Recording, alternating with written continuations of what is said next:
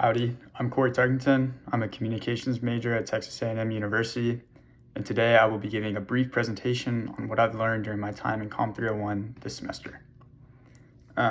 So prior to this course, I feel like I already had a pretty good bit of knowledge when it comes to rhetoric.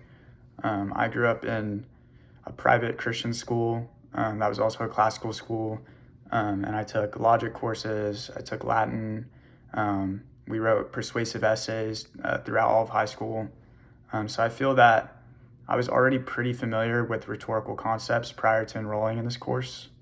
But I will say that I've never dived too deep into how public discourse is shaped in rhetoric, or how politicians and influential figures use rhetoric to frame their ideologies in their image.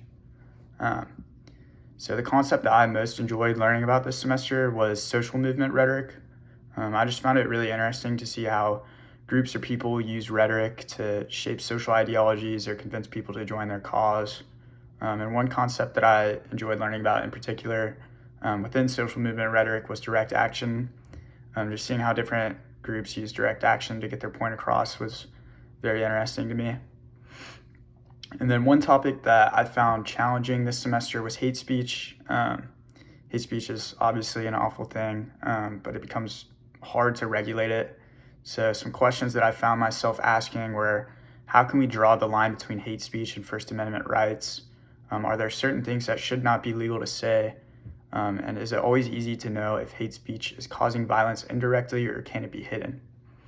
So clearly hate speech is very powerful, but I found myself wondering what the best combatant for hate speech is, and if there's a feasible way to effectively end hate speech. So after taking this course, I think that in future professional endeavors, I'll be able to more easily comprehend how people use rhetoric to serve their purpose. And I also feel that I'm more readily equipped to spot harmful rhetoric.